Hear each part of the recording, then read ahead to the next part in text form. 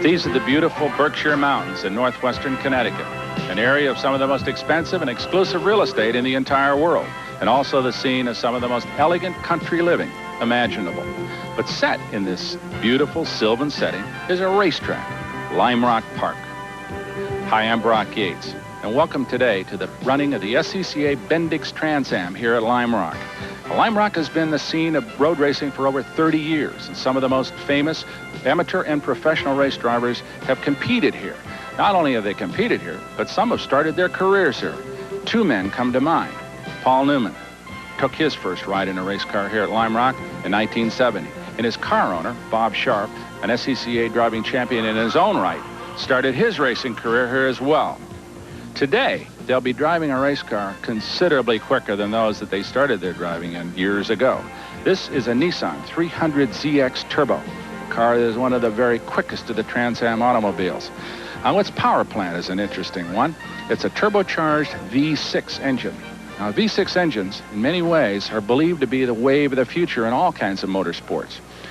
We've got another kind of V6 here today. It may be even a little bit more competitive than one that Paul will drive. For more on that, let's go to my pal, Steve Evans. It may not look like it, Brock, but Elliott Forbes Robinson's number 6 Buick is just about ready to go out onto the grid. All the crew has to do is snap on the body panels. And as you know, Brock, the Bendix Trans Am series is very popular with the manufacturers because it gives them a chance to compete with a variety of engine combinations. Now, General Motors is seriously involved because this is the ideal arena for them to exercise and develop their new V6 engines. And as you well know, soon the V8 in production cars will be a thing of the past. You're looking at the only fuel-injected V6 on the circuit. This is the Buick engine in the Buick Somerset Regal to be driven by EFR. There's also a very potent Chevrolet V6 out there in a Camaro we'll talk about in a bit. Now, if there's a horse for a course, this could be a great arena for the V6 to shine because unlike Road America, our last stop, which was a horsepower and brake track, here at Lime Rock, well, it's handling and driving that really counts. Tell me about it, Steve. For years, Lime Rock has been known to separate the men from the boys. A relatively short, simple racetrack, but very quick. In fact, the outright lap record here in a GT prototype at 1.53 miles is over 120 miles an hour. Brock, earlier we talked about the Nissan V6 and the Buick V6. Well, here's a V6 we're going to find in the front row, the number 8 Protofab Camaro. It has already won 3 races this year, and today will be driven by Wally Dallenbach Jr. of Basalt, Colorado. And earlier, Wally took our camera along for a ride to give you the driver's viewpoint of Lime Rock Park. Down the front straightaway, Brock, high speed, over 150 miles per hour. Right, Steve. They come down off the hill here and head down toward turn number 1, past the start-finish line. A hard break in here by Dallenbach, and then sweeps in to this right-handed corner called Big Bend. Now, it's a decreasing radius. Notice how it tightens up right in there at the apex. Now, here is Wally headed for the only left-hand turn on this circuit, taking him up through the S's. He'll start climbing here. Favorite spectating area for the folks as he sweeps through the 2 S bends and now out onto what they call the no-name straightaway. And coming up, one of the most dangerous turns in Lime Rock. It's called the climbing turn. Here we go up the hill. It's blind off the other side. A car actually wants to do a wheel stand as it unloads, cresting the hill. Right, you are, Steve, through the right-hander they call West Bend, and now downhill in the most dangerous part of the racetrack. Accelerating through this very fast right-hander, gaining speed for the front straightaway up to 150 miles an hour for a Trans Am car. A very quick lap here, under a minute. And Lime Rock Park, much like an oval track in reverse, is very hard on the tires on one side. Here it's the left side. Our thanks to the Protofab racing team, Wally Dallenbach Jr., for a tremendous ride around this racetrack. Well, 30 beautiful racing sedans have been assembled on the grid. Let's check in with Brock. Steve, the last time we saw this car and driver combination was at Road America on the 4-mile course where Pete Halsmer and his Merkur dominated the race, start to finish, flag to flag. Now, the big question, I suppose, Pete, right now is after that super effort at Road America at 4 miles, how do you feel the Merkur is going to behave on a 1.5-mile circuit like Lime Rock? Well, the qualifying's been encouraging, so we'll just have to go out and see where it puts us. You know, I look forward to a good race for us. I see no reason why not. You're feeling optimistic, and I'm sure the Jack Roush team feels good about the car. Well, they've done a super job, and I can't say enough about them and the car itself. The Merkur is just a super little car. Well, we hope to see you in victory tonight. Good luck, Pete. Thank you. Okay. And now, the primary rival for Pete Halsmer is this young man over here, the Wally Dallenbach car, and this is the Protofab Camaro that we saw run so well once again at Road America. He chased his man Pete Halsmer around the racetrack and did not quite haul him in at Road America, Wally. It looks like maybe we got a repeat effort.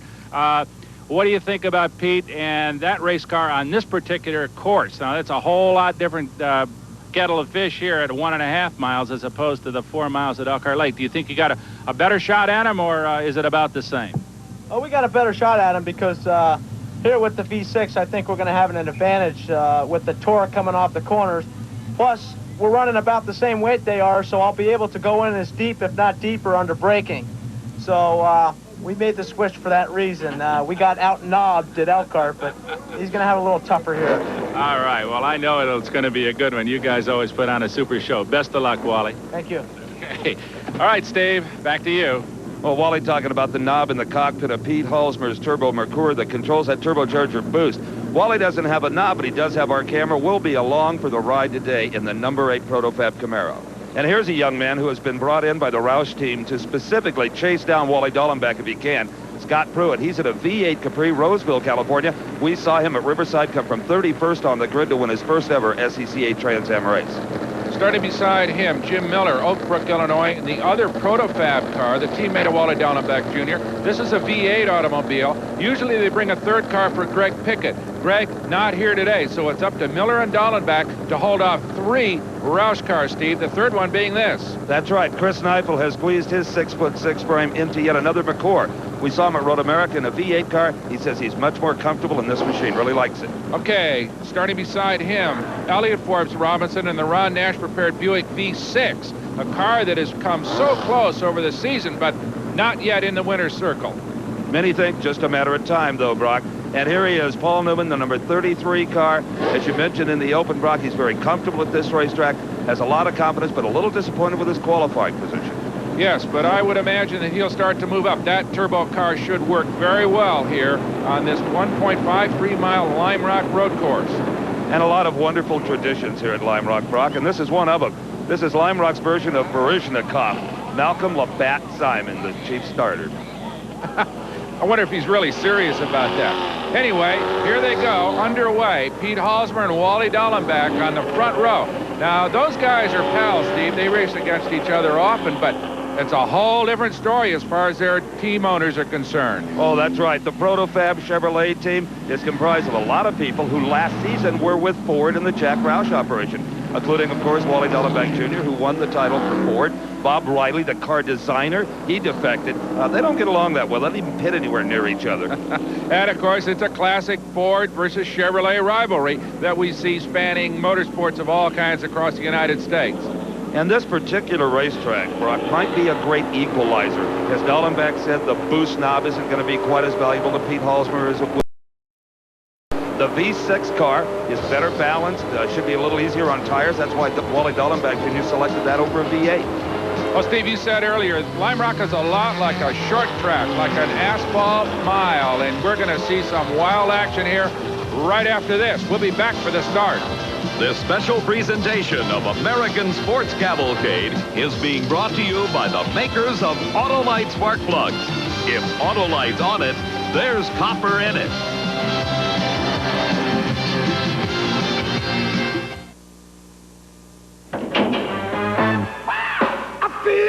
Time to go, boys.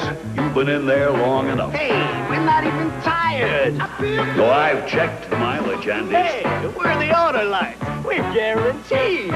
Guaranteed? I feel good. Yeah, 2 years, no matter how far we go. But no spark plug guarantees that. We do. Yeah, we're the Autolite. But So go pull the plug on somebody else. Okay.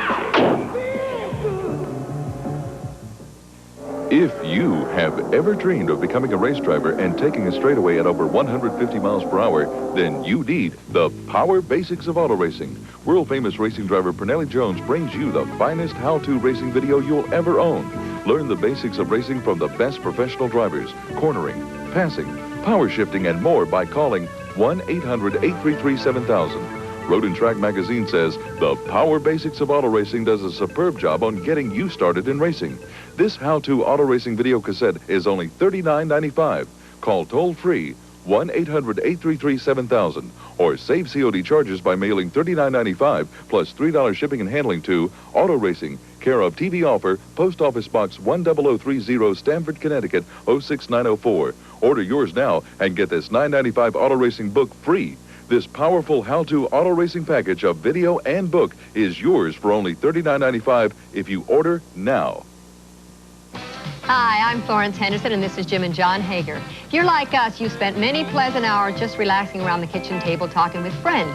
Well, that's just what we do right here on Country Kitchen. Lots of your favorite stars drop by to share a story, and of course, we do get cooking country style. So pull up a chair and join us, okay? Yum, yum, yum, yum, yum. Catch Country Kitchen Saturday at 10:30 Eastern, 9:30 Central, 7:30 a.m. Pacific on the Nashville Network.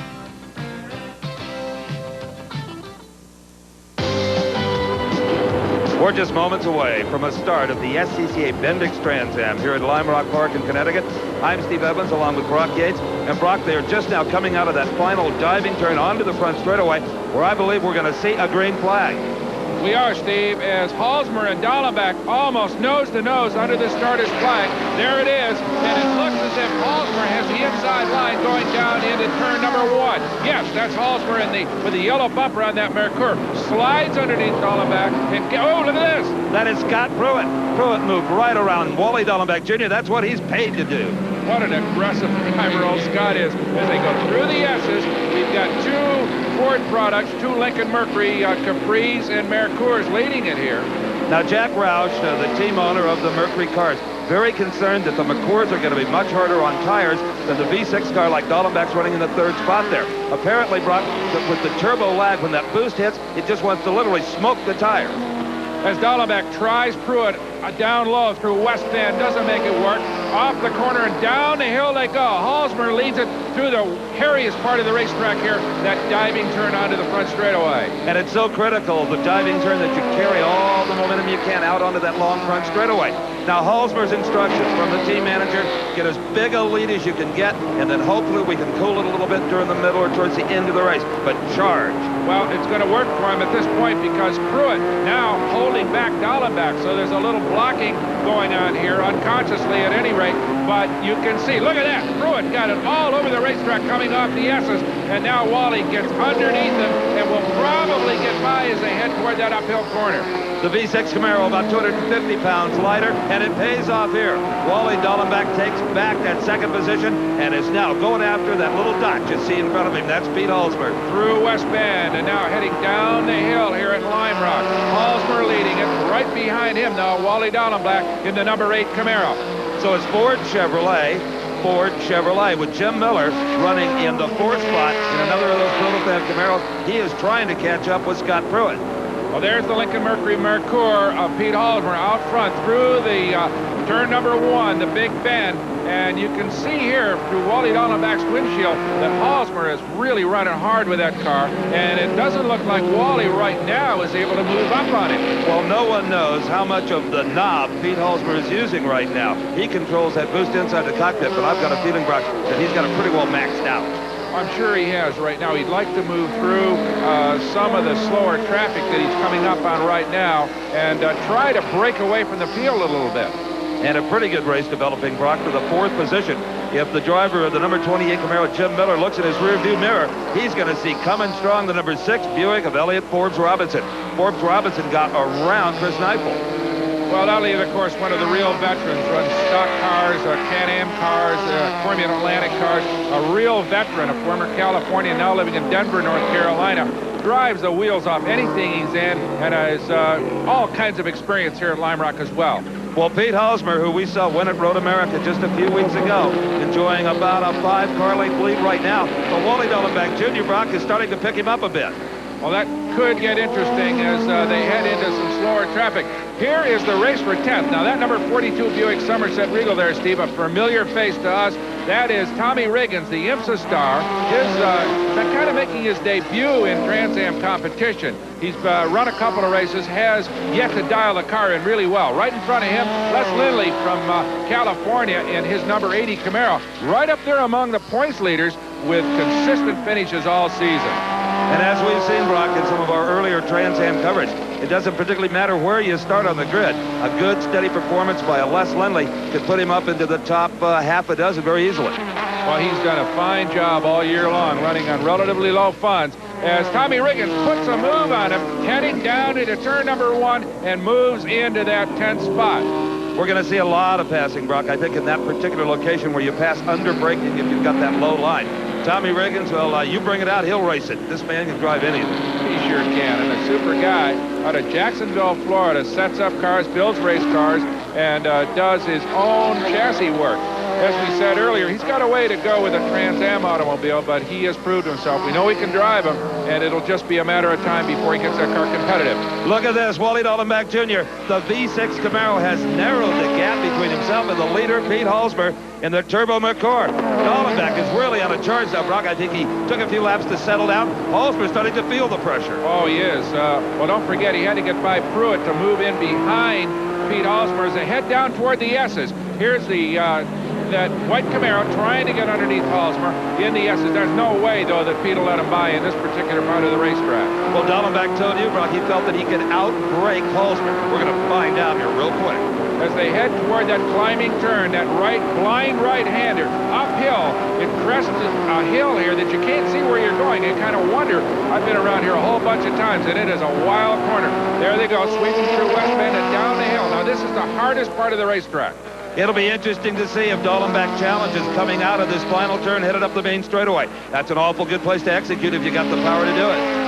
So here comes the two leaders down toward turn number 1. It looks as if Halsmer got a good ride off that last corner onto the straightaway and pulled out a car length or 2 on Wally. But right now, into the S's they go. And once again, Dallenbach right up on the rear spoiler of that Merkur of Pete Halsmer. And it's in the tighter parts of the course that Dallenbach should have the advantage. Here he comes, going to try to move on the inside. No. Halsmer just slams the door on him. And now as the track straightens out a bit, he pulls away.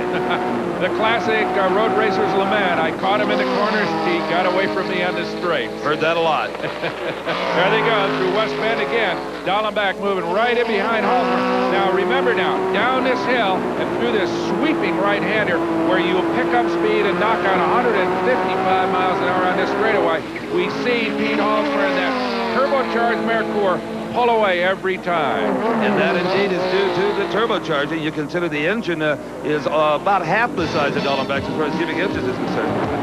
Well, these days there is a substitute for cubic inches, and they call it a turbocharger. Right now, one of those turbo cars leading here at Lime Rock with Pete Halsmer at the wheel. We'll be back.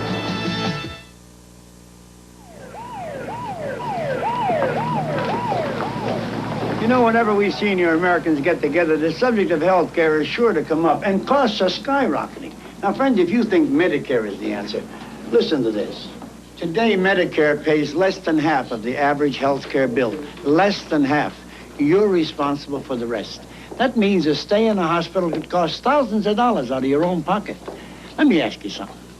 You know what a deductible is, or a co-payment? Well, that's the part of the bills you pay yourself. And they've been raised every single year since 1968. The deductible that started at $40 is now over $300. And you could pay that for one day in the hospital. Now, I know it's scary, but fortunately, I've got a great solution. So get pencil and paper for a very important phone number, and I'll tell you about it. It's the original Medicare insurance supplement from Union Fidelity Life Insurance Company.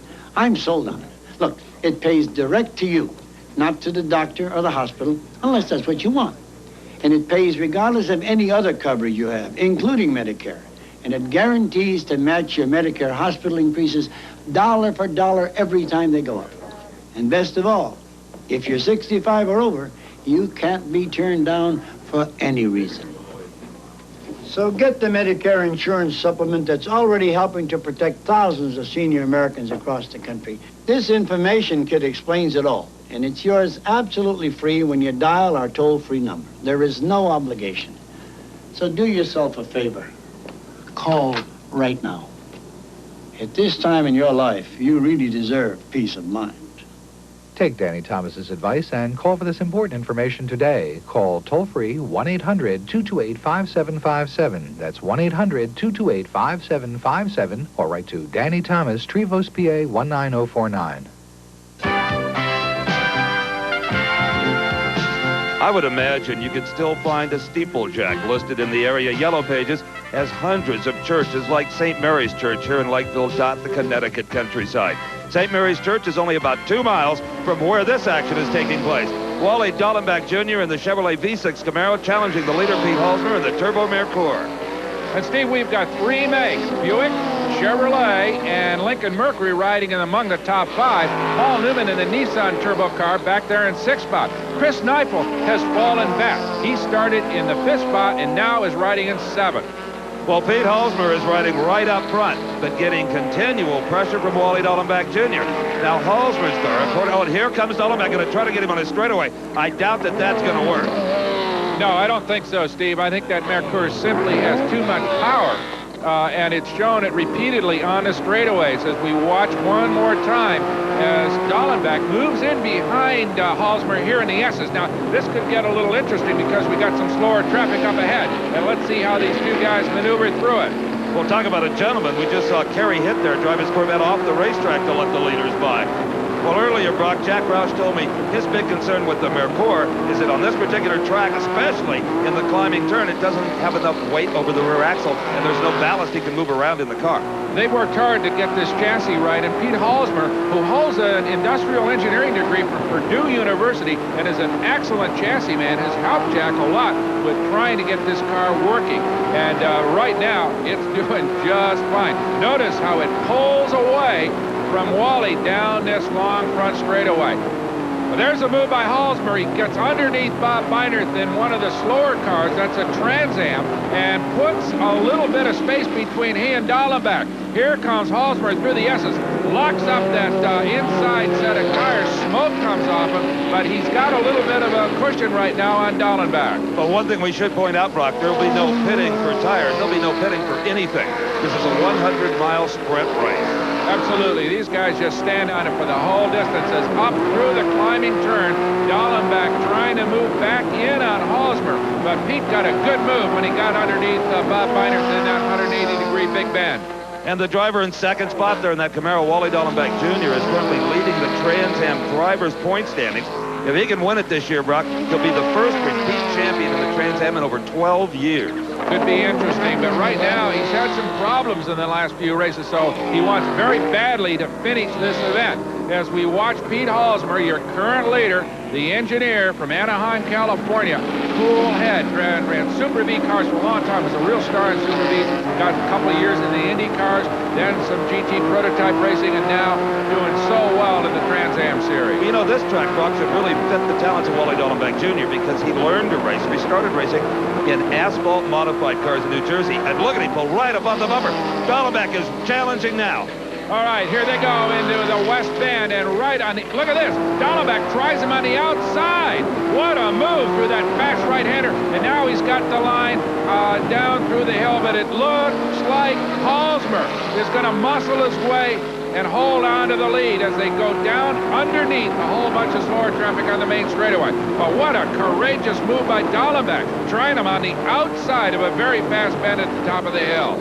And you know, Jack Roush hired Pete Halsmer, Brock, because he has so much turbocharged driving experience. Look at Dallenbach. He tried him on the inside now. No, the traffic, a big problem for Dallenbach. Absolutely, a bunch of slower cars up ahead. Now this is where tactics come into play. This is more like short track racing here as we watch Dallenbach and Halsmer try to thread their way through that lap traffic. There goes Halsmer, and heading up the blind hill. He's still got slower cars in front of him. Remember now, this is where Dallenbach tried to pass him on the last lap. And he'd try it again if it weren't for all the traffic. Dallenbach hoping to get Halsmer with his boost down in the tighter parts of the racetrack. Now headed down the diving turn. They'll come off of here and onto the main straightaway. Halsmer got it a little loose through that very fast right-hander onto the front straightaway, and I don't think he's going to get quite the advantage that he has had earlier. Now, here they go down into Big Bend. That's 180-degree, decreasing radius right-hander. Very tricky corner, but Halsmer negotiates it well, but here comes Dallenbach. He always closes in the S's, Steve. Absolutely, but it seems everything he gains here, he loses down the main straightaway. If he can just stay away from the lap traffic, he might be able to do it on this lap. Well, these cars are just wide enough for Lime Rock so that once you get behind somebody, it's difficult to get by them if the speeds are relatively equal as they appear to be with these two automobiles. All right, here's Dallenbach again, closing up. He does have an advantage. You can see he can outbrake him almost everywhere. Well, the car really works there in that right-hander. Look at this. Dallenbach trying to get underneath Halsmer as they head back one more time onto the front straightaway. But look at that boost work for that Mercure. As yet again, he pulls out about 3 or 4 cars on him. It's on that front straightaway that Dallenbach has just got to sit back, get his thoughts together, and now start to attack as they go into the only left-hand turn on the circuit coming up just ahead of Pete Halsmer. Right, the S's, here it comes. Halsmer always smoking those left side tires a little bit as they head down out of the S's, and here is the race for the 6th spot. That is Paul Newman, the number 33 Nissan Turbo V6, and right behind him, Chris Neifel in the other Mercure. Now, it appears that Chris has had himself some problems, Steve. He started up in the 5th spot, has slowly fallen back, and now is fighting to hold on to the 7th place. It could be that gearing is a major factor here with Neifel. He just may have picked the wrong gear set, and it's causing him some real penalty. Earlier, Steve had a chance to look at how gearing is so critical here on this Lime Rock course. Team managers like Jack Roush will tell you that the gearing in these Trans Am automobiles, both in the transmission and in the differential, can be as important as the horsepower they make. Now, the last time we saw one of Jack's V8 Capris was at Road America. If you brought that car from Road America to Lime Rock unchanged as far as gearing is concerned, you wouldn't have a ghost of a chance here. In fact, let's take a look in Jack's own handwriting, his analysis of the difference between the two tracks. Now, at Road America, they were hitting 170 miles per hour at their peak RPM of 8,200 down the straightaways. Here at Lime Rock, they anticipate only 156 miles per hour. They need that same 8,200 RPM. So they will drop the overall drive ratio in the differential 8% from a 370 to a 403. But here's what I find interesting. At Road America, the difference from the slowest first gear turn to the fastest 5th gear straightaway was 120 miles per hour. Here at Lime Rock, from the slowest 2nd to the fastest 5th is only 86 miles per hour. So by race programming the Wiseman transmission, Jack feels his drivers should be able to use only 3 gears here, 3rd, 4th, and 5th. He'll give them a good stout 2nd gear for getting around slower traffic and a low gear to get out of the pits. But all in all, surprisingly enough, on this very twisty course, they'll shift gears less often in a lap than they would at Road America. Well, on second thought, it's probable that Chris is carrying the same gear sets that leader Pete Halsmer is as he dives underneath Newman. So it could be there are other problems with that number 2 Mercure, Steve. But in any case, Chris is not the factor that we expected him to be so far in this race. No, he's not, Brock, and he, too, like Halsmer, has a lot of turbocharged driving experience, including like Halsmer in Indianapolis cars. Right, as the struggle for the lead continues. Now, remember, Halsmer jumped right off the pole to lead it. Dallenbach fell back briefly to 3rd place behind Scott Pruitt and then recaptured that position and is right in behind, challenging all the way around this 1.5-mile track. And you know what else he's doing, Brock? Wally Dallenbach Jr. is racing the rubber right off of Pete Halsmer's car. With this just constant pressure, will Halsmer have enough tires? I always thought it was crazy. People spend thousands of dollars on a car, and then when it comes to taking care of it, they try to save a few cents on no-name brands. It's a lot smarter to put in ones you've heard of, like Fram oil and air filters, Autolite spark plugs and wires, and Bendix brakes. After all, if you're going to put a lot of money into a car, spend a little taking care of it. It could save you from a lot of trouble down the road. Hi, I'm Roy Rogers. And I'm Dale Evans. We'd like to invite you to join us in an exciting Western adventure right here on Happy Trails Theater. Each week, you'll see one of our action-packed movies from yesteryear. Along with Dale Evans and me, there'll be old Gabby Hayes, Bob Nolan and Sons of the Pioneers, and of course, Trigger. So join us right here on the Nashville Network. Right. Saturdays at 11 Eastern, 10 Central, 8 a.m. Pacific on TNN. There's always a lot going on in the Music City, on the stage and behind the scenes. And Wrap Around Nashville will take you there to see the sights, hear the sounds, and meet the stars. You'll make the rounds with Walt Adams and Roxanne Russell as they report on the places, events, and personalities that keep country music fans fascinated. Stay in tune with all the latest happenings on Wrap Around Nashville. Saturdays at 12:30 p.m. Eastern, 11:30 a.m. Central, 9:30 a.m. Pacific on TNN. This is the famous Sweetheart watch that's sweeping across America. This watch is layered entirely in genuine 14-karat gold, and it's color coordinated with fashionable pastel pink. How much would you pay for this adorable Sweetheart watch? Well, don't answer yet, because you also get this gold layered in black, color coordinated Sweetheart watch, and this burgundy watch. Now, how much would you pay for this 3-piece true gold color coordinated Sweetheart watch set? You might normally expect to pay $10 for each watch in this set. But now, as part of a special TV public awareness program, you can get the whole set for only $10. And if you call us within 1 hour, you'll also get a matching floating heart pendant. It's made entirely of solid 14-karat gold. Yet it's yours absolutely free if you call us now. Just call toll-free 1-800-833-7000. That's 1-800-833-7000. Remember, you save COD charges if you use your Visa or MasterCard.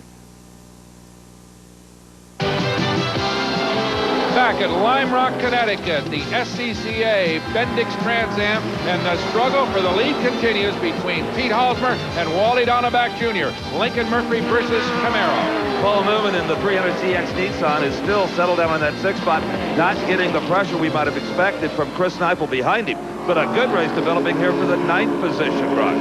Right, Steve, that's Mike Miller in the 3rd Mercure, the 4th car out of the Roush stable. Boy, he's done it all. He's run go-karts, he's run top-fuel dragsters, stock and modified short-track cars, Super V's, you name it. And somewhere found time to run a Lincoln Mercury dealership.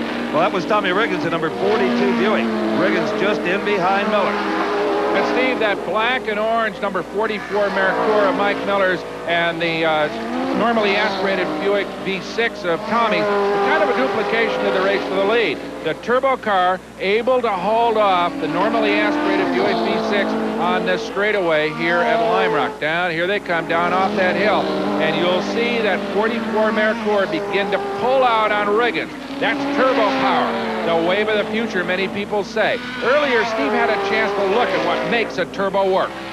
We talk so much about turbocharging. Let's take a tour of a turbo system on the number 44 Mercury Mercure, driven by Mike Miller. Okay, now this is a 4-cylinder power plant, and here you can see all 4 exhaust pipes. Now they snake around, but instead of going out through the back of the car through a muffler as they would on a normally aspirated car, they go into this heavy cast iron housing they call a snail. Now the exhaust gases turn the turbocharger that is built by the Garrett Corporation. Now inside this housing is this, and this is what gets the job done. That is the impeller, racer slang, a wheel. Now the exhaust gases will spin this impeller to over 100,000 RPM inside this housing. And that, of course, creates a tremendous blast of air, but at 2,000 degrees, it's much too hot to go into the motor. So all of that air mass is then funneled through that heavily wrapped tubing and up into what they call an intercooler. In this car, it is built in conjunction with the radiator cooling. So it's flowing through here, cooling as it goes, okay, and enters the plenum chamber where it pressurizes all 4 of these fuel injectors. Now at this point, it's down to about 95 degrees, which is acceptable, and you've got anywhere from 64 to 86 pounds of boost, which can be controlled from the cockpit. Any more boost than you want is just waste-gated out the bottom of the turbocharger. Now, how effective is turbocharging? Well, consider this engine, which is half the size of the normally aspirated V8s in the Trans Am, will run right with it, if not ahead of it. Here's an example, Steve. The most exotic normally aspirated engines will produce about 3 horsepower per cubic inch. A turbocharged engine in Formula One, for example, 10 horsepower per cubic inch. Well, Wally Dallenbach wishes he had a turbocharger right now, because anywhere that this racetrack straightens out a little bit, Pete Halsmer owns the advantage. And the tight stuff like right here, Dallenbach has got a chance. Dallenbach tries him outside. No, they touch their block. Halsmer off the racetrack. Oh, yes, and right across the racetrack. This is in the West Bend. Halsmer comes to a stop, and now the leader is Wally Dallenbach Jr. He muscled his way through that melee, almost collected Halsmer as he came back across the track. Halsmer back underway again. But remember now, that is where Dallenbach has been trying Halsmer repeatedly in that fast right-hander at the top of the hill, the West Bend. And now, a clear racetrack for the new leader, Wally Dallenbach Jr., as he heads down into the S's. Now, this is where the car really works. Remember, this is where he pulled up on Halsmer on every lap. Now, a clear, open racetrack. So, Wally Dallenbach Jr. in a spectacular spectacular pass, gets himself into the lead here, and a big cushion at that, Steve. And Brock, that is going to put the 0 V8 Capri of Scott Pruitt in the second slot.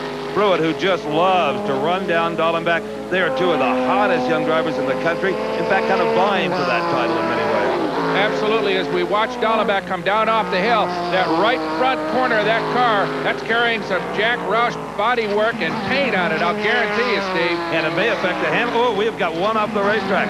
Number 44, Mike Miller. That is a Turbo McCord. He's using his turbocharger to try to get out of the grass here, Brock. And you can see how slippery it is. Well, there's been a lot of rain. In fact, there's a threat of it even today, Steve. Let's take another look at that spectacular moment here when Wally Dallenbach Jr. got the lead. That is the Merkur right there. Contact on the two automobiles as Halsmer tries to get back in line to set up for this fast right-hander West Bend, but he loses it, spins to the inside, and here comes Dallenbach, finding himself some daylight. But Halsmer's not out of it yet, comes back across the racetrack and almost collects Dallenbach a second time. So this was a wild moment and some very good driving on the part of Wally Dallenbach Jr. Indeed, from another angle, let's take a look at the evasive action that Dallenbach had to take when Halsmer came right back in front of him. I thought for a minute he was just going to T-bone him, but no, sir. He just snuck through there somehow. And how about Halsmer, Brock? With all of that, he is now third and again closing. Well, Stevie did a good job of collecting the car from what could have been a total disaster, but he took a hard ride over that curbing, and I wonder if the chassis has been affected. Well, and also with the brakes locked up, he could have flat-spotted a tire, but you never know it the way he's driving. This is your leader. You're inside as Wally tries to put Mike Miller's Turbo Merkur a lap down. You remember Miller made an excursion off into the grass a little earlier on, so that's pushed him way back. And Wally has got to conquer the traffic as quickly as he possibly can. He's got Scott Pruitt, who just loves to play catch-up in the second spot, and Pete Halsmer. Whoa, and look, there is Scott Pruitt. He is off at Big Bend, Brock. He sure is, Steve. Just got in there a little bit too hot, and that lets this man, Pete Halsmer, move back into second place, recovering that lost ground that he had with that little dust-up with Wally Dallenbach Jr. And maybe an asset to Halsmer is the fact that one of his teammates is right now in front of Dallenbach. Not that Miller would intentionally block Wally, but he's not going to go out of his way to move over. No, absolutely not. More traffic ahead, too, which is going to slow up Dallenbach. This is the corner where all that trouble happened before. Right now, down the hill, though, here comes Pete Halsmer moving in behind Wally. Halsmer right back where he started almost before that spin. I wonder if Dallenbach's car might have been affected a little bit of that chuck to it. Here comes Halsmer. He is back into the lead. What a Trans Am we are seeing today. And what a show of power on the part of that little four-cylinder Merkur, just blasted by that V6 Chevrolet. Not to mention what a show we're seeing as far as driving is concerned. Now, Dallenbach going high there. There's no way he can pass. The car's just a little bit too loose. Well, I don't think there's any way he can pass right now as long as that Turbo Merkur works. We talked about the knob. We talked about turbos. You saw it work just a moment ago. There's a dumb mistake even I make sometimes. I take great care doing a tune-up. Start the car, and it doesn't run right. I go crazy checking things until I find out one of the spark plug wires wasn't pushed all the way down. That's why I like these Autolite Power Seal spark plug wires. They click on so you know they're making a good connection. Next time you do a tune-up, take a tip from me. Get Autolite Power Seals, the wires with the right connections. You know, not many fishermen will ever catch a record-breaking lunker like this 20-pounder. But everyone can be a better bass fisherman. I'm Ray Scott, the president of the Bass Angler Sportsman Society, and I'd like to help you be the best fisherman you can possibly be through our Bass Society and our publication, the Bassmaster Magazine. As a member of Bass, you'll enjoy 9 big issues of Bassmaster each year. Every single issue is loaded with valuable bassing tips and tactics and how-tos to help you catch bigger bass and more of them. Plus, we'll send you your very own membership packet, including a membership card, decal, handbook, and this handsome embroidered patch. And right now, I've got an extra special get-acquainted gift for you when you join Bass. It's a big bonus tackle pack, including a spool of string line, a pack of Mann's auger tail worms, an LC spinnerbait, and a supply of True Turn brood hooks. And there's more. If you act right away, I'll also include a free copy of Jackpot Bassin for a grand total value of $9.95. That's right, it's all absolutely free. Our gift to you with your $15 paid membership. Now, here's all you have to do to join Bass and enjoy your free gifts. Call toll-free 1-800-833-7000. Major credit cards accepted. And remember, we guarantee your satisfaction or your money back.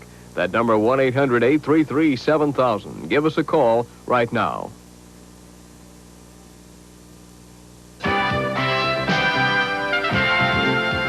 Well, what looks like a farmhouse with a flooded basement is really a boathouse. It's one of the beautiful estates here in northwestern Connecticut. Gets a little nippy in the wintertime. You want your boat to be comfortable, so you drive her in there and get it up out of the water. I'll tell you who's not very comfortable right now. Wally Dallenbach Jr. He has lost the lead to Pete Halsmer.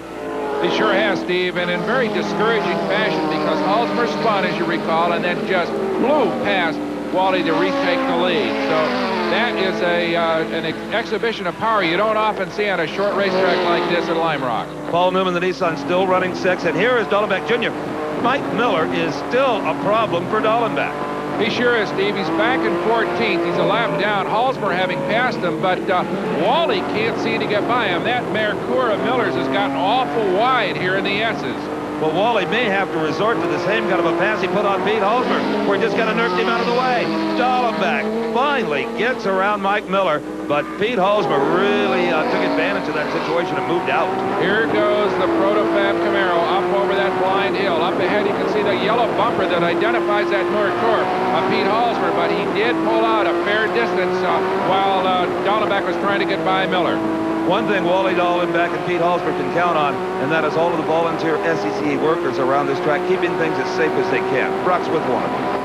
Diane Miller is one of over 100 members of the Northern New Jersey region of the Sports Car Club of America who have come up to Lime Rock to really do about everything. They've the corner workers, the safety crews, the registration people, the paddock markers, marshals, the timers and scorers. They're all from down in Diane's area. And Diane, I know that this is a massive undertaking for you, and tell me exactly what you're doing up here this weekend. My job this weekend is as an assistant race chairman, which kind of entails just about anything that has to be done. If they need something, they call on us to try and help out, from registration right on down. It must be a neat deal, though. There's got to be a social aspect to this. I know it's all volunteers, so there's more to it than work, I would imagine. Yeah, there has to be. Nobody does this just for a volunteer. There isn't something fun in it.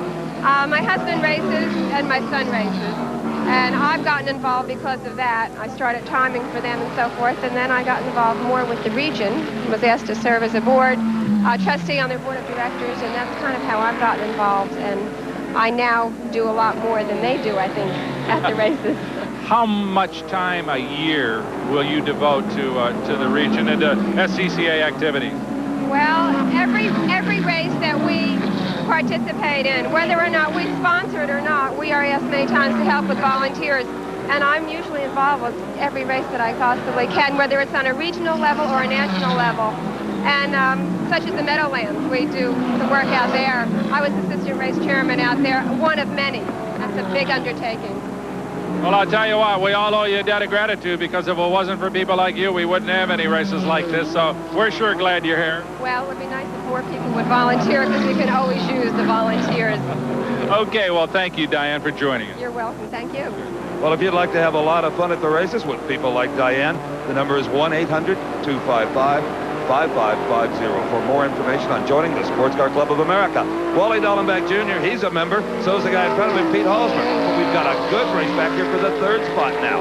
And it's between a pair of V8 automobiles, the Chevrolet Camaro of Jim Miller with a few car lengths advantage over the Zero Mercury Capri of Scott Pruitt. Pruitt got off the racetrack, but like his teammate Pete Halsmer, doesn't waste any time in coming back. Well, Jim Miller, the older brother of Mike Miller, he is in that Protofab car, so we got another replay of the Protofab Roush rivalry back here between these two automobiles. Well, unlike his younger brother, Jim Miller is concentrated solely on SCCA competition. As far as Scott Pruitt is concerned, in fact, Pruitt moving up there in the Zero car.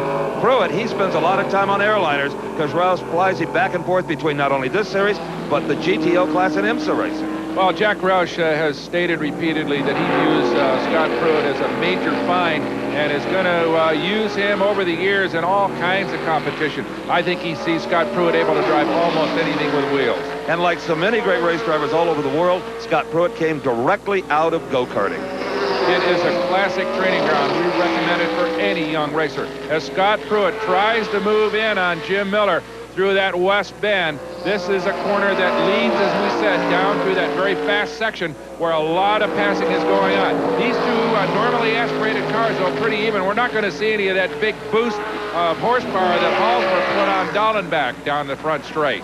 I don't know, Brock. Here comes Pruett on the outside of Miller. Going into Big Ben, Scott Pruett. Oh, and Pruett loses it, Brock, the same place he had a problem before. Well, Steve, that's actually two corners. It tightens up. So Pruett looked real good getting into the corner, but then when it tightened up, Miller just stayed down low on the inside and kept the line. So Scott lost a whole bunch of time on that gamble. He just couldn't squeeze in enough as that corner tightened up and went off in the dirt. Well, that's that decreasing radius you talked about when we took a look at the track earlier. Elliott Forbes Robinson with the V6 Buick now right behind Scott Pruett. Well, it's been a difficult weekend so far for Elliott. He's on his third engine. He blew a couple of them up, and now driving probably more cautiously than normal, trying to keep that last one together as he sits in the 5th spot in that red and white number 6 Buick Somerset Regal. Down off the hill, maybe he'll challenge Scott Pruett, as Wally Dallenbach Jr. in the number 8 Camaro continues to hound the leader, Pete Halsmer, and his Merkur. The battle continues here at Lime Rock, Connecticut. Stay with us. I feel good. Time to go, boys. You've been in there long enough. Hey, we're not even tired. I feel good. So I've checked the mileage, Andy. Hey, we're the Autolites. We're guaranteed. Guaranteed? I feel good. Yeah, 2 years no matter how far we go. But no spark plug guarantees that. We do. Yeah, we're the Autolites. But So go pull the plug on somebody else. Okay. How about poor Fred Wilson? I heard Gene needed help with his funeral expenses. That's ridiculous. What about Social Security? When my brother passed away, his wife got a Social Security death benefit check for $255. And the funeral cost almost $3,700. How on earth did she pay for it? Well, fortunately, my brother bought life insurance a few years before he retired. That cost a pretty penny. Oh, that was Prime Life 50 Plus. It sells through as little as $6.95 a month. That's right. And premiums never increase for any reason. And your benefit won't decrease as you grow older because this is whole life insurance. If you're age 50 to 80, you can't be turned down. To get all the facts, call this toll-free number for a free information package. Hello, Colonial Penn? If you're over 50, call 1-800-548-7000. Remember, the call is free. So is the information. That's 1-800-548-7000.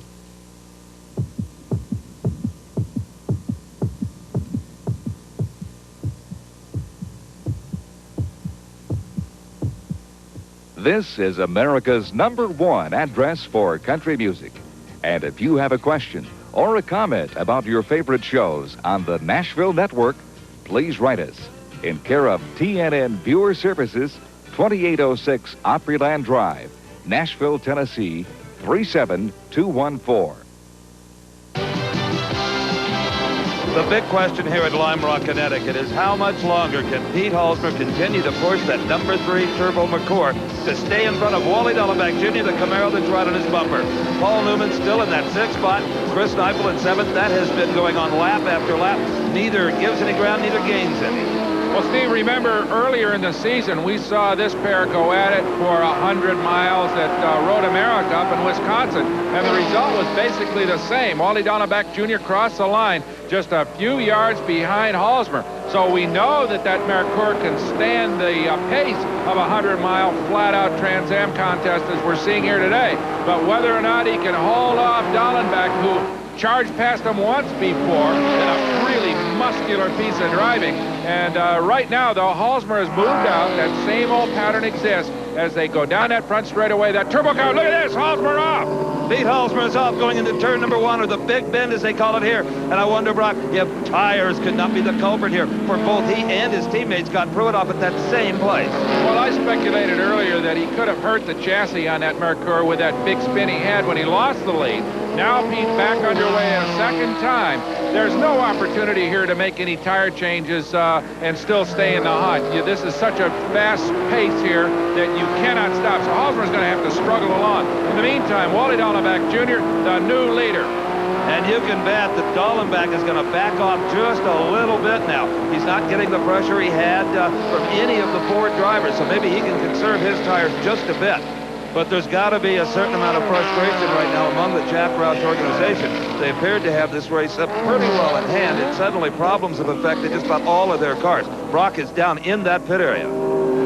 I just heard the guys on the other side calling for tape over there, Jack. Do you think there is any bodywork problems or not? I'm for oxygen. If they bring me some oxygen, I'd be happier than tape. We'll stand by. Thanks a lot. Well, that is Jack Roush we talk so much about for so many good reasons. And he's always flying about 14,000 feet. And that's indeed where you need... Oh, and he's not going to like this. That is Pete Halsmer again off the turn number 1, the Big Bend. This time he kind of took that escape road over there, but he's going back out to try some more. Well, Steve, that car is definitely hurt. I mean, you just don't see Halsmer do that. As we watch the number 0 Capri of Scott Pruitt and Elliott Forbes Robinson's number 6 Buick, they have moved up into 3rd and 4th respectively, thanks to the troubles of Pete Halsmer. And here we see Scott Pruitt lead Elliott Forbes Robinson over the climbing turn where you can just feel your stomach kind of rise and fall through West Bend and headed down towards the diving turn. Scott Pruitt right now the only thing that's keeping General Motors from holding down the top 4 places. Right, as Jim Miller in the Camaro, the other prototype car, sits in the 2nd spot. So we got a couple of Camaros leading it here. But Scott Pruitt managing to hold off EFR down the front straightaway. And Elliott Forbes Robinson, as you mentioned earlier, Brock, on his 3rd engine. They've been having some bearing problems. Now, that is a basic cast iron production block, the same kind of engine that sat on the pole a few years ago with Pancho Carter, turbocharged, of course. The same kind of engine we're seeing in a lot of different forms of racing with special aluminum racing cylinder heads. And here's Paul Newman. He and Chris Neifel are racing for that 5th position. Newman has it, and they've maintained just about this same interval between themselves lap after lap after lap. Well, Paul Newman, as we said, knows this racetrack very, very well. You know, he's over 60 years old, Steve. His career obviously is not automobile racing, but this man is extremely competent behind the wheel of a race car. If he had devoted his life to race driving as opposed to acting, who's to know how good he would have been? Brock, Scott Pruitt is giving up 3rd place to come into the pit area. Pruitt coming into the Jack Roush pits. The crew waiting for him. He's got a bad tire. You can see that car handling very poorly as he tries to bring it to a stop. Yep, it's definitely on the right side of the automobile as the jack goes on a car. This will doom Scott Pruitt's chance of winning here. There is absolutely no way that he's going to make up any lost distance. The right rear tire being changed as the crew goes to work. And Scott, you've got to know, has to be disappointed in this turn of events. Well, that tire block might have been going down for some time because we've seen Pruitt make a couple of excursions off in turn number 1. It finally just got so bad he had to bring it in. He'll go out in the 8th position. So Scott Pruitt back underway in that normally aspirated V8 Capri as we have a look at that tire, probably cut here. Doesn't look like any excessive wear, probably picked up a piece of debris, and that was enough to put him into the pits for a stop. The race for 2nd has gone crazy. There are 4 cars in it. Miller, Elliott Forbes Robinson right behind him, Newman behind him, and Chris Neifel just behind Newman. A 4-car train and a battle for 2nd overall. Just incredible racing here. Wally Dallenbach Jr. may be off in the lead, but everybody here, including us, are watching this. All 4 of those cars are racing for 2nd position. We're starting to see a little bit of attrition. Any of those cars could win it, Brock. Well, Steve, we've seen the problems with the Roush cars. Halsmer and Pruitt suddenly changed the entire complexion of this race. And we talked about how capable the V6 cars were in this racetrack. Well, they're all either 6 or 4-cylinder cars up there, except for Jim Miller in the number 2 spot. That's the only V8 that's out there contending. Well, Steve, we've got 4 different makes in the hunt here. We've got a Camaro, we've got a Buick, we've got a Nissan, and a Merkur, all fighting it out for the 2nd spot. And you've got a huge diversity as far as the driving talent is concerned. Men of varying backgrounds and experience levels. There's Elliott Forbes Robinson starting to put a little pressure on the second place runner, Jim Miller. EFR is starting to pick up that pace, Brock. He's starting to look for a place to get around. Well, into the S's, Miller holds him off, but EFR has moved up steadily, and right now, right on the bumper of Jim Miller. He may make a move on him as they head down the no-name straight. He almost tried it there. He took a peek, decided, no. Here comes our leader. Wally Dallenbach Jr. was in the lead until this very moment. He has come into the Protofab pits. Why? Well, here comes the jack. This may be tire problems. Or, yeah, there's a guy with one of the impact wrenches. They're going to check it out with Wally. You can see the damage after that hit that he had with Pete Halsmer on the right front, but it doesn't seem to be the problem. The new leader is Wally's teammate, number 28, Jim Miller. That's why you run two cars. They had some insurance going for him. Elliott Forbes Robinson now in second. Paul Newman in the Nissan up to third. Chris Nivel in the Turbo Mokura in the fourth spot. I can't recall the last time we saw a road race of any kind with the four front runners running in a pack. Hi, I'm Florence Henderson, and this is Jim and John Hager. If you're like us, you spent many pleasant hours just relaxing around the kitchen table talking with friends. Well, that's just what we do right here on Country Kitchen. Lots of your favorite stars drop by to share a story, and of course, we do get cooking country style. So pull up a chair and join us, okay? Yum, yum, yum, yum, yum. Catch Country Kitchen Saturday at 10:30 Eastern, 9:30 Central, 7:30 a.m. Pacific on the Nashville Network. Till the rivers all run dry. He's one of a kind, warm and honest.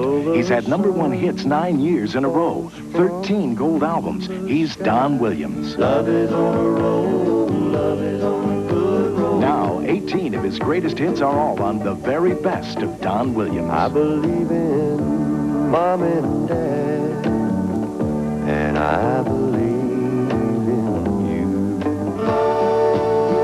I hope this day is good, and I wouldn't want to live if you didn't love me. It's not in any store.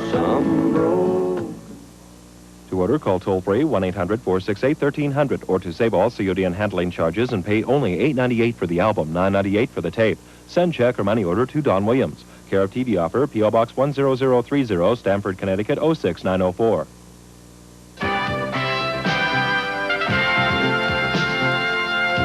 You want quaint? We've got quaint. All over the Berkshire Mountains are little bed and breakfast places like this. And believe me, when the leaves start to turn in the fall, you can't get a room within 100 miles of Lime Rock. Well, one team apparently is... That's Charlie Selleck of the... Yep, there it is, the cut sign. The Protofab Camaro, Wally Dallenbach Jr., who came in the pits, the leader, is out of competition. So, Steve, disaster continues to strike the front runners here at Lime Rock. First Halsmer, a couple of spins and problems.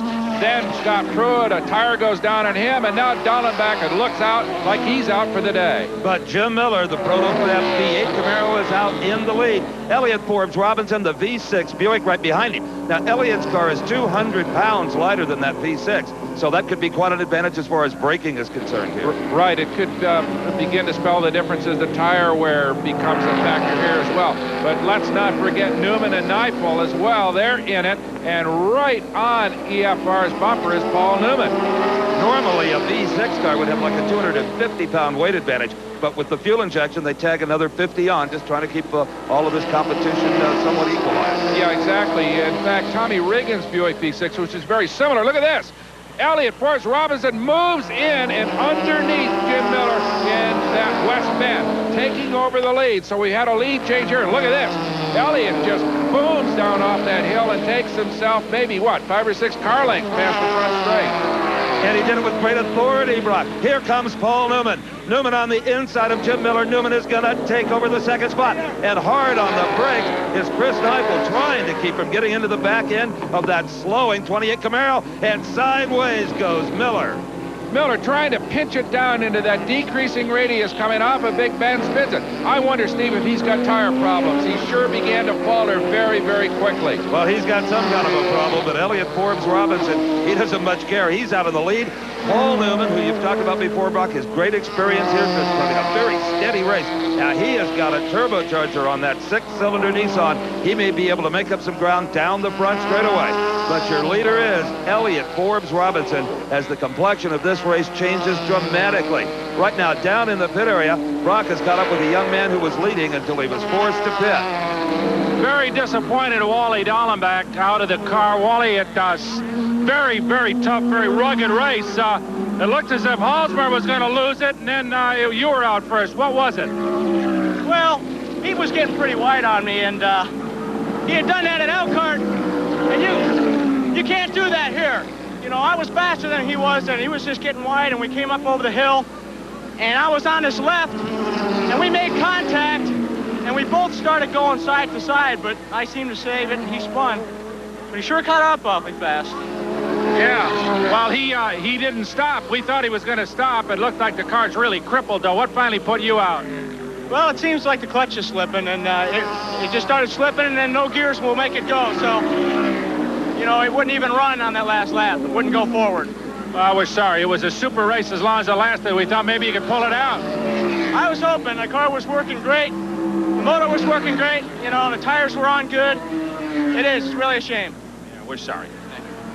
So it's driveline problems. It's sideline Wally Dallenbach Jr., and that's going to cost him some points towards defending his championship. He won it last year for Ford. He's trying to win it this year for Chevrolet, but it's Buick in the spotlight right now. Elliott Forbes Robinson leads. Actually, the fourth man to lead here today, Steve, with Miller, Dallenbach, and Halsmer. Right now, down off the hill, he's got a pretty good cushion, running all alone on this racetrack. I'll tell you one man who is smiling in his vehicle right now. That is Paul Newman, and he has a tremendous friendly rivalry going with the young drivers like Neifel and like Scott Pruitt, and with them having big problems, Newman is enjoying it. This has been an ongoing deal. It's been a lot of fun for all of them. Well, when you consider that Chris Neifel and Wally Dallenbach's age together don't total the veteran Paul Newman, I guess there is reason for joking, but Newman takes it very well, and they've really played some good practical jokes on each other over the season. Well, Neifel and Dallenbach for Christmas sent Paul Newman a gift certificate to the Forest Lawn Cemetery. Newman had an airplane fly over one of the racetracks that said, "Chris and Wally, call your mommy." Well, and they countered with a busload of retirees dressed in Paul Newman fan club T-shirts. They paraded through his pits. A whole bunch of fun. They had a walker sitting beside Newman's race car at one of the racetracks, I remember. Oh, indeed. And this morning, Newman had about 100 people traipse through their pits and told them to all sit in the cars, touch anything you want, feel it, have a good time. So right now, it's Paul Newman holding off the kid, Chris Neifel, down the front straightaway. Neifel on the outside, maybe going to try to make a move into that second spot, but it does not work as these two fine race drivers sweep through the Big Bend. Paul Newman, as we said, can find his way around this racetrack blindfolded. His first ride ever right here at Lime Rock. Well, there's no joking now, as Chris Neifel sticks the nose of that McCord right under the bumper of the 300ZX Nissan. A pair of turbocharged cars fighting it out for second, while a normally aspirated Buick Big Six appears to have just run away and hid, Steve. Well, as we pointed out at the top of the show, Brock, that is really the magic of this Bendix Trans Am series. You've got so many different factories involved, so many different engine combinations, and today we have seen so many different leaders. Well, they have done a good job with the SCCA kind of equalizing all this stuff. So everybody running hard here at Lime Rock as we move toward the conclusion of the Bendix Trans Am.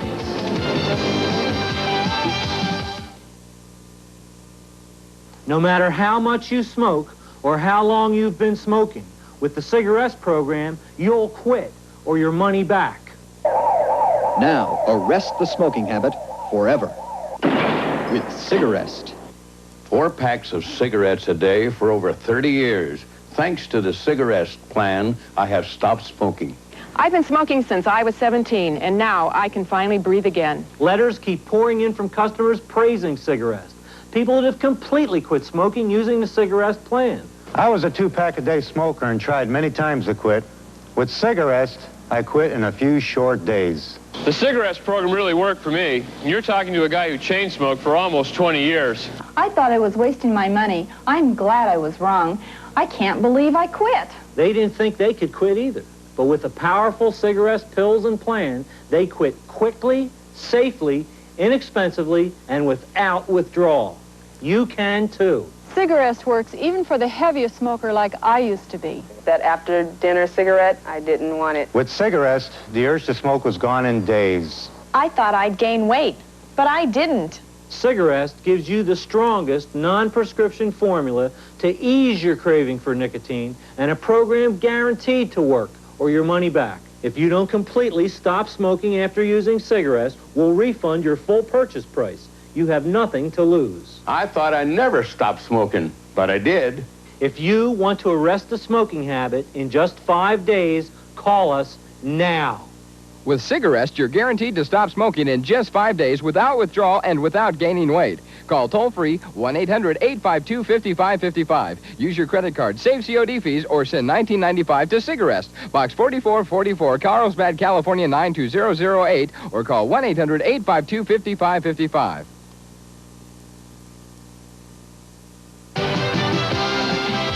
The number 6 Buick of Elliott Forbes Robinson continues to lead here at Lime Rock, followed closely by the Nissan of Paul Newman, then the Mercure of Kneifel. Tommy Rickens has come from 11th to 4th. Scott Pruitt, after his tire problem, even though he pitted, is still in the 6th spot, followed by his own teammate Pete Halsmer, who spun earlier after he led the race. Tremendous competition here at the SCCA Bendix Trans Am.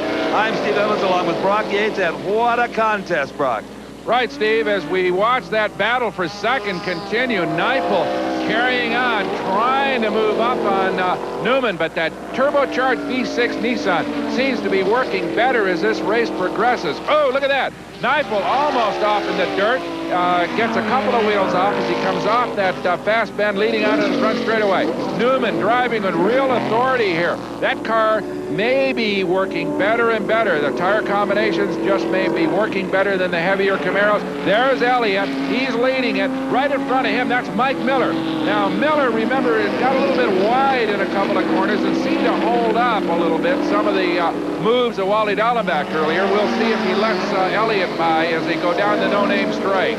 Well, Brock, I don't know what the deal is with Miller. Either he's not watching his mirrors, the corner workers, because he's certainly not moving over. But look at this. Here is Scott Pruitt right on the tail of Jim Miller. That is the V8 Capri coming inside the V8 Camaro. Taking over the 5th spot. Charging his way back is Scott Pruitt.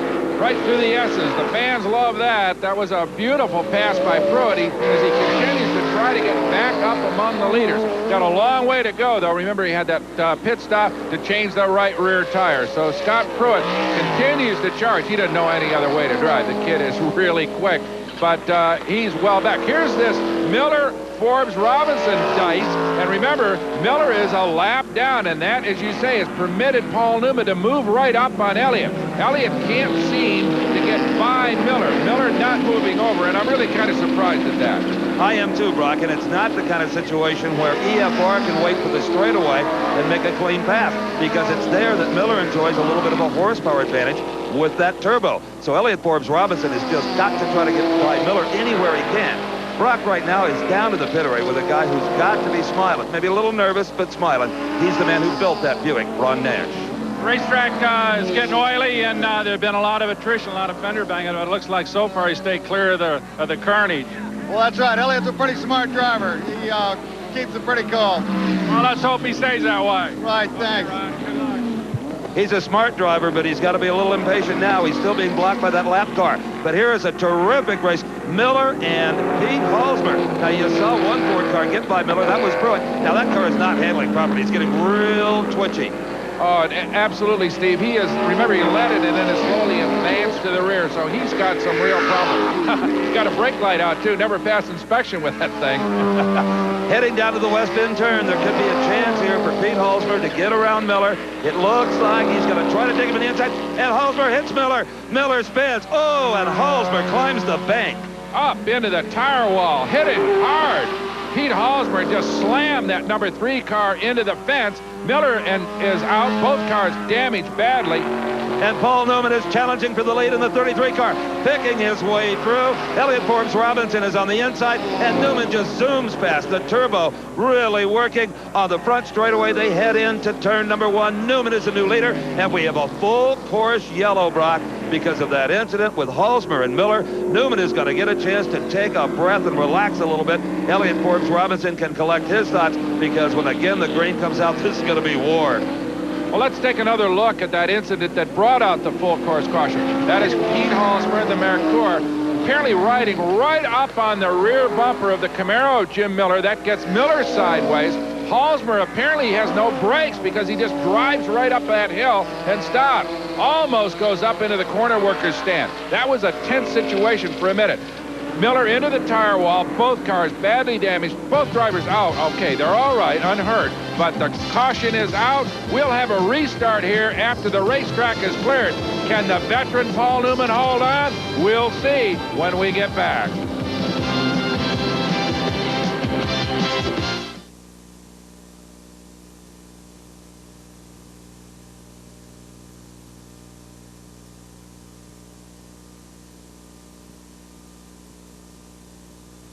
If some of the dirt that goes in this truck went in its engine, yeah. What keeps it out? This special double air filter from Fram. Fram makes the same kind of double air filter for your car, the Fram Extra Life. Inside it works like an ordinary filter and an extra filter. That's why Fram Extra Life lasts 50% longer than the old Fram single filter. Fram Extra Life, 50% extra protection at no extra cost. Silver Eagle Records presents the great Roy Orbison. Pretty woman, walking down the street, pretty woman, just running scared. It's all of his greatest hits on 2 sensational albums. To order, call the number on your screen. Sweet dream, baby, I'm going back someday, gonna stay on Blue Bayou, only the lonely. It's over, it's over, it's over. I got a woman, mean as she can be, uptown, in penthouse number 3. The great Roy Orbison on 2 LPs or cassettes, just $12.98 plus shipping and handling. Write or call now. You'll really fall for September on TNN. Beginning Saturday, September 6th, enjoy a better way to care for your flowers and vegetables as Jim Bennett, the Weekend Gardener, premieres on TNN. Later that same day, and again Saturday the 13th, it's Championship IMSA competition. TNN takes you to Road America for the 500-mile GT endurance of the Lowenbrow Classic. Saturdays always mean lots of music and stars. Tammy Wynette, Ed Bruce, Ronnie McDowell, and the Forrester Sisters are among those who shine at the Church Street Station. And Johnny Cash, Boots Randolph, and Reba McEntire are just some of the stars who add to the fun on the Tommy Hunter Show. Saturday nights, you're in the right place for some of the best country music in the world when you're at the Grand Ole Opry Live. It's just part of what's happening in September on the Nashville Network.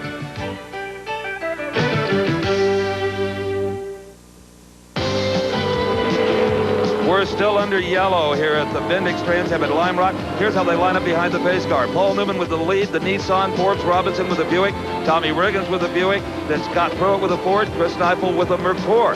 Brock right now is down in the pits with one of the men involved in the accident that brought out this yellow flag. I'm with Pete Halsmer, who had a valiant effort, but we saw things just starting to come apart on the race car coming down the front chute, Pete. And what was it, suspension that finally gave way or what? We lost the front brakes for some reason early on, and it caused me to spin a couple of times because I couldn't get it slowed down for that first turn. And finally, I was trying to learn how to drive the thing without front brakes, and it was going pretty good. And then finally, somebody stopped sooner than I expected him to in front of me and just nailed him. It was Jim Miller. He and I both went off the backside, but he's okay, and I'm all right. Got pretty hairy out there at the beginning. You and Wally were going at it. Yeah. Well, it tends to get that way. Yeah.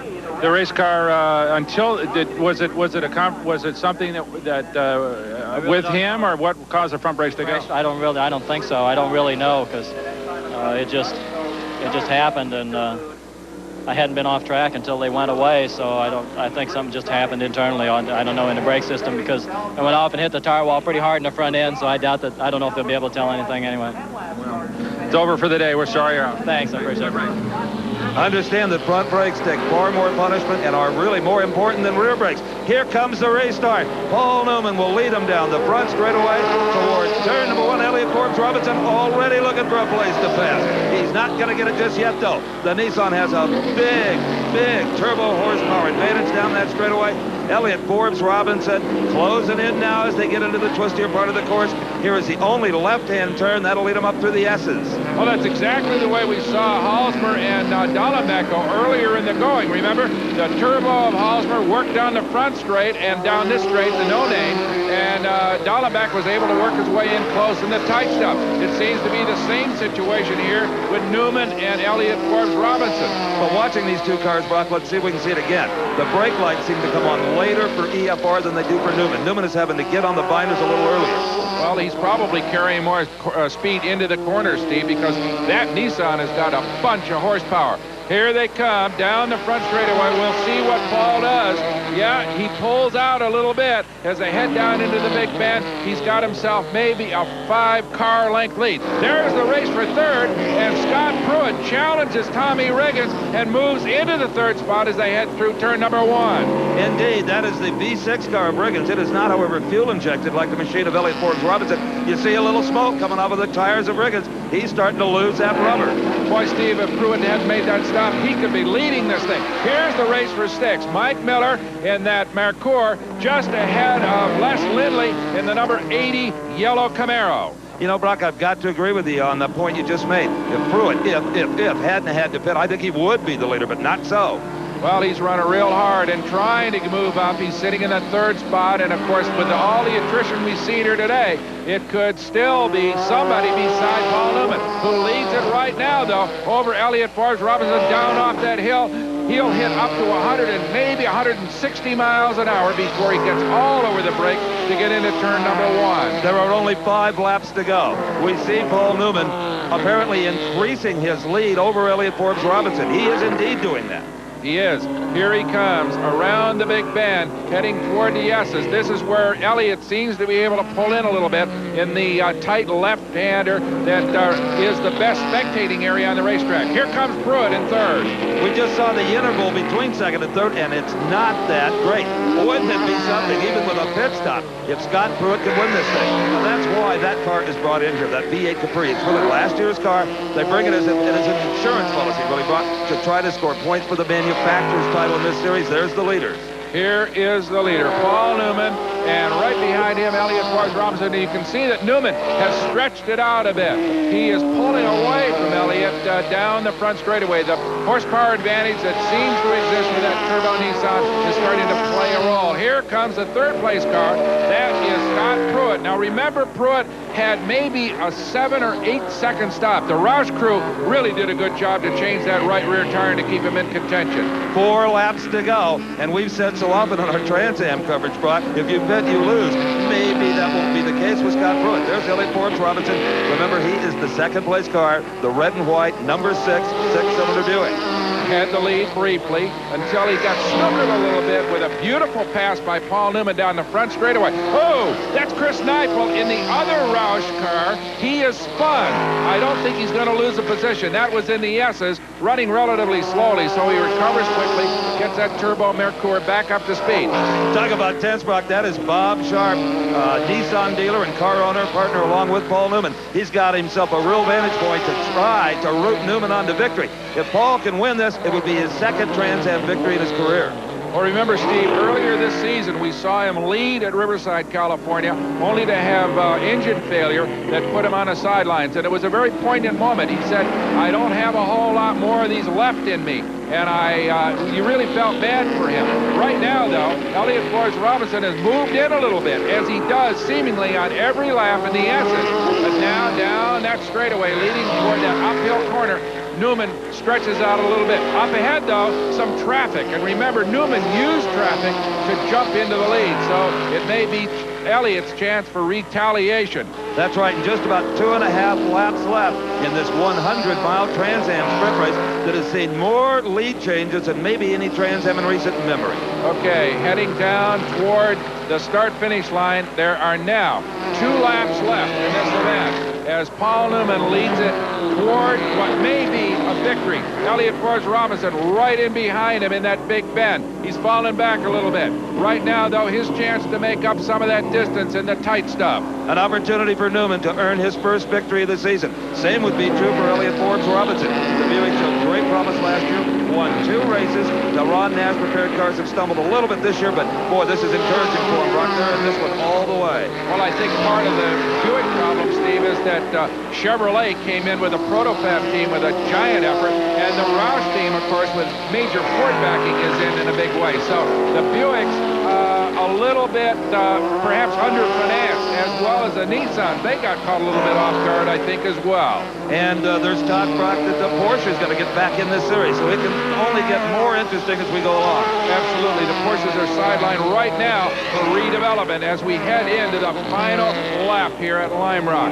1.5 miles to go for Paul Newman to pick up a much-needed and much-desired victory. Boy, will this be a popular one. This is his home track. He lives in Connecticut, and they really love him here in this part of the state. Let's see if Elliott Forbes Robinson has got anything left here to try to mount a challenge. Right now, Newman is keeping at least a car length of daylight between them. Moving underneath some of the slower traffic as they head toward the climbing turn, that blind hill that'll really settle you down. Up ahead, the wreckage of the Miller-Halsmer crash. They'll stay clear of that. This is the West Bend. Here comes Forbes Robinson moving in, trying one final challenge. He's only got another corner left to make it work. This is the diving turn coming down onto the main straightaway. Elliott Forbes Robinson looks to the inside. There's a car there. No, he can't make it work there. I don't think he has the horsepower to do it anyway. Paul Newman wins it. 61 years of age. Paul Newman will be in the victory circle today. And what a happy crew. And that's Ron Nash, Elliott Forbes Robinson's crew chief and car owner. But he also, Steve, built this car. So Nash has built the first and second place cars here. And if I was Dallenbach Jr. and Eiffel, I wouldn't come near the winner's circle because the man they tease so much has done it today. This is one of the most unusual schools around, a school for drag racing. And Frank Hawley, who runs it, pushes drivers and cars to the limit. That's why he uses parts that can take a lot of pressure, like Fram oil filters. He knows with a cheap brand there could be problems, like leaking gaskets and maybe even big engine trouble. So Frank thinks it's worth paying a little more for a Fram oil filter. After all, isn't it better to spend a little now instead of a lot later? HMC Productions presents for the first time ever Marty Robbins' Legacy. Marty Robbins' Legacy is the only concert video of Marty Robbins, musician, singer, entertainer, songwriter, poet, and man.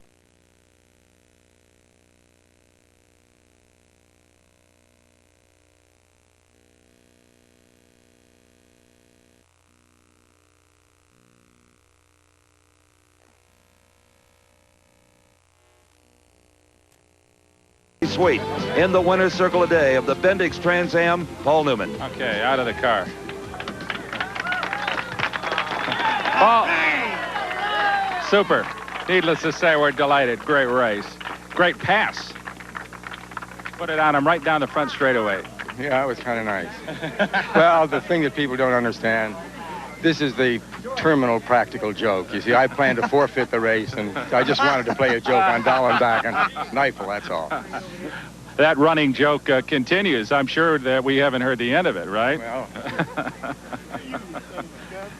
Any problems at all, obviously, after everybody, all the fast guys, the faster guys, it looked as if there was a demolition derby up in front of it. You guys stayed clear of it and did a good job. That's, the trick is to keep your nose clean.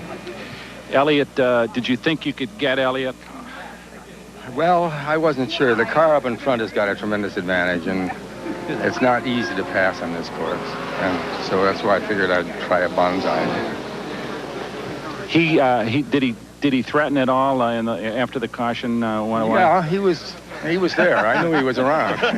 Well, but down the front straightaway, you seem to be able to pull him out. Did on the backside? Yeah, any problem? The car was working very well coming down the hill. Yeah, so. Yeah.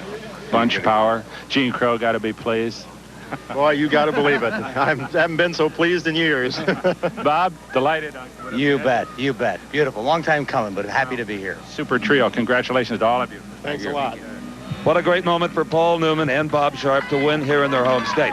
Let's take a look at the top 5. Of course, Newman won it, followed so closely by the Buick of Elliott Forbes Robinson, Pruitt with the Mercury, Tommy Riggins with the Buick, Chris Neifel with the Turbo McClure. Mike Miller in the 6th spot, followed by Lindley, Dews, Andrighetti, and John Schneider, who finished 10th, the partner of the man Brock Swift. With Elliott Forbes Robinson, a valiant effort, Elliott. It looked as if that the old turbo was just a little bit too much on the chutes. Well, it was. When I was in front of him, I could outrun him. But once I got held up by Mike Miller, who obviously was blocking me for some reason, I couldn't get by him because he had acceleration on me. And he's held me up a couple seconds a lap, and Paul caught me and got by. And then I just don't have the power to go back by again. The V6 Buick is a super motor, but it's just not up to the Nissan Turbo. Well, it was a great race. You guys, you and Paul both kind of kept your noses clean while everybody up front got banging on each other pretty lustily. But after that, all the traffic cleared away, I thought you could run, and then all of a sudden he kind of made a banzai pass on you down the front straightaway. Were you expecting that, or was that because of the balk? Well, that was I'd been blocked for about 3 laps by Miller, and then I came down the straight there, and he got slowed up by a slower car, and he had acceleration to go around the car. So did Paul. And I didn't have that kind of acceleration, so I got stuck. And I could have blocked Paul a little more, but, it just makes bad racing, I think. So it was just a case of I couldn't do it without doing something that might have put him into somebody else. So I just left it alone. And the car ran good all day. It handled better than it had all weekend. The crew, after the adversity we've been under this week. 3 engines, right? Right, this is 3rd engine. One of them didn't break, but it had a problem because it was just an old motor. But, and the handling problems we had, which we didn't get to sort out, I just can't say too much for the crew to putting it together for us and making it run for the race. Well, you did a super job yourself, Elliott, and we're sorry maybe there wasn't another 20 horsepower there. It would have been a super one at the end if you'd had it, I'm sure. Well, we'll work on the 20 horsepower on the Buick motor and see if we can do one. Thank you very much. Thank you, Elliott. Well, 20 horsepower can be mighty hard to come by. The gold medal being presented to Paul Newman by Jeff Stephen of Allied's Aftermarket Division. A tremendous day of racing here at Lime Rock. For Brock Yates, I'm Steve Evans. Thanks for joining us at the Bendix Trans Am. The executive producer of the SCCA Trans Am series is Harvey M. Palish. Produced and directed by John B. Mullen.